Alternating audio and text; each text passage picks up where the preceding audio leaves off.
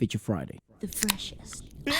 One of the more interesting ones and one of the more intriguing videos we've received lately. This is Lyodra, but baby Lyodra. Wow. I think at the age of 14, 13, around here. Waleska had no idea about this video.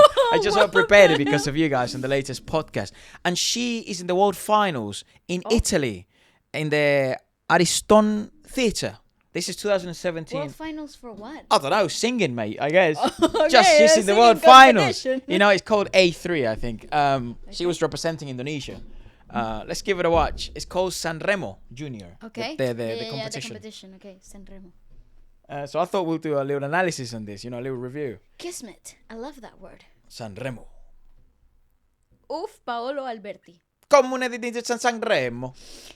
International song competition. Soloist singers from the age of 6 to 15 years old. 6 to 15. It was Bulgaria, China, Czech Republic, France, Georgia, Greece, Hungary, Indonesia, Italy, Kazakhstan. Damn, if Dimash was on this, how the fuck... Russia.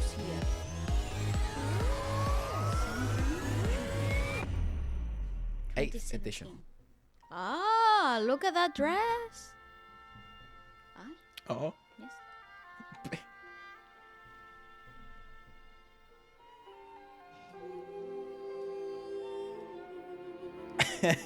She is a baby.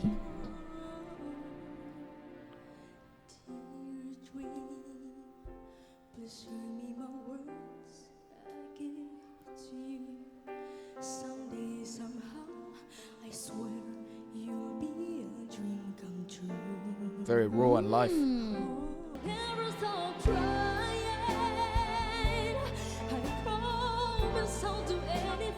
That voice doesn't sound like it's coming out of that tiny body.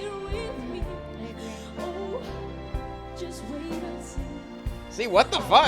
That does not sound like that's coming out of that little person.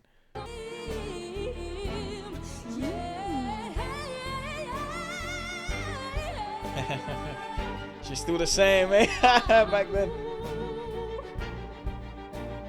No, I wouldn't say she's the same. Well, I would say that the mannerisms and actually some of the decisions she makes naturally are very much similar. Yeah, I would agree with that, but there's definitely a growth. That's undeniable. Because in this particular performance, obviously you're looking at a child in a completely foreign environment, and it's a competitive environment by nature. There are things that will work against her. Actually, it works against every competitor, not just her. So the lack of grounding and the lack of control in certain singing phrases, the wobble that you're hearing in certain singing phrases, that's just natural nerves. Like that is the difficult part to get through a performance like this, because you're not only showcasing your vocal ability, but you're also representing a nation, and that as no matter how big or small the scale of the competition is, that type of responsibility weighs down on the I think none performer. of that matters, because who gives a fuck? No, but It's not that noticeable. It does have an impact. It does have an impact. It's not that noticeable. No one in the audience cared. I guarantee you, mate. No one in the audience cared. I genuinely think this is just because everyone's in the same. Look, you're only as good as your composition, and you're That's true, the standard of the audience is only as high as whatever the fucking previous performance was, true. or the level of the competition is. So, like for 14-year-old, which I think is weird as well, because I don't think you can tell whether she's going through vocal changes in this specific already moment. gone through it. She's gone through it. Yeah. What you can tell is like very obviously, it's like a difficult environment, and there's a bit of nerves, and there's lack of bodies every now and then. But I genuinely think, like, probably in comparison to all the other kids, like unreal. And funnily enough, I don't think there was probably another competitor, because it's really rare given her timbre, that had that sort of level of what do you call it? Vocal flexibility. Maybe not. Yeah, flexibility, but like it just felt like this could have been an adult. If this was an adult performer, fine. I would have believed you. If like you could have closed my eyes, I would have been in specific moments be like, oh, this is someone who's actually trying to figure it out. But as an adult, no. In terms of vocal color and texture, that for sure, that this a is joke. a very mature What the performance. fuck? Competition feel.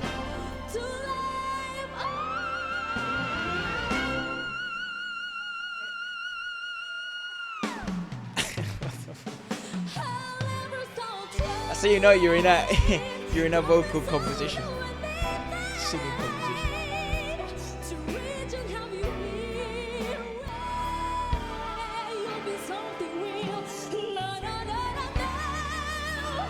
Knowing this, right, just the flow monitoring.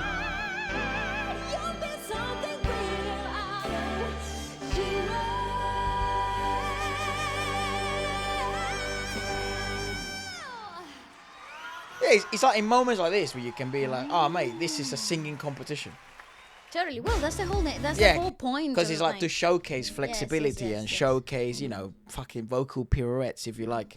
Because like obviously, I presume the reason why a ton of people wanted us to review this, and I think a lot of people sort of become is like the whistle note. But ironically enough, those moments to us are not like the biggest or the most impressive bits. Technically, they are, and they're very like whatever the word you always use is fickle. Like they can go right or they can go fucking wrong.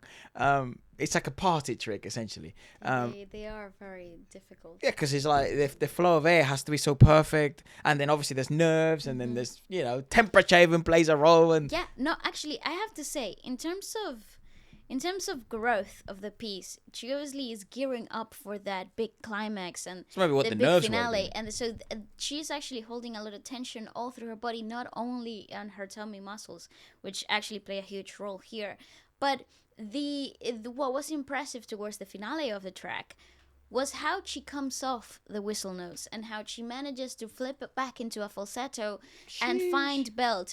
Like all that composition, that sequence there, that's actually what is very impressive, not only because of the register and the notes she's hitting, but the sequence of technique that is required to perform that to the best of your ability. And obviously towards the end, the last belted note, that last belted sequence could have gone a lot easier if she wasn't holding onto so much tension throughout the whole song. Mate, I would be crapping my jocks if I knew that bit was coming. But you know, here's the thing, that last belting sequence of the 3 notes, it's bang on her range. She didn't need that much effort. So obviously the anchoring, it was correct, but she was holding so much tension over here in her diaphragm and lower abdominal area that actually constricted the ability to reach those notes with a clean tonality. I think this is incredibly impressive for a 13, 14-year-old. Well, I think like obviously it is. I think what's even more intriguing, it's like to see kind of the evolution as to what she is now. That's really the satisfying part of this journey. Like, you know what she's able to do now as an adult. And also, like, look, you can't just be a vocal acrobat for the rest of your career. We've seen it in different music industries. It really leads nowhere.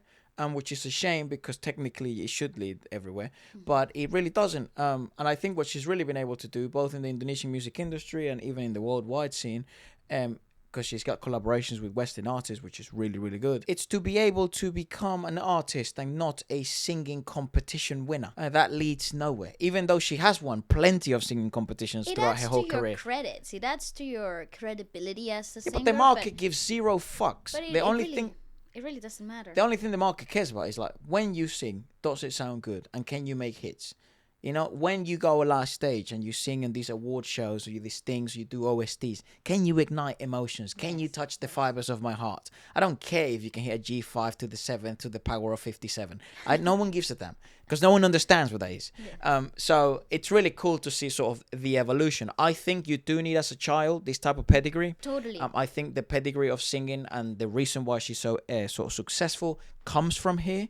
But I think overanalyzing this sort of techniques, and then especially when they're young or even when they become older, I think it becomes fairly useless, because I don't think the market cares that much about that. Like, obviously our viewers do, and the reviewing sort of crowd and niche do, because it's very interesting to know how those things become possible. But at the end of the day, it's like, this is the pedigree you need. Like, step number 1, get to this level when you're young.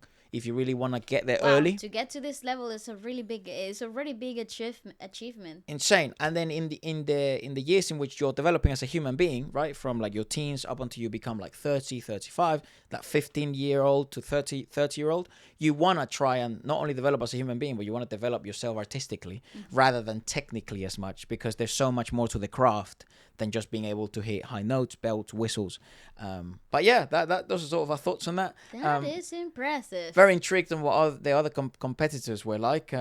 Always fun to check out world finals for junior competitions. Yeah, let us know what you guys would like us to check out next. And we'll see you in the next one.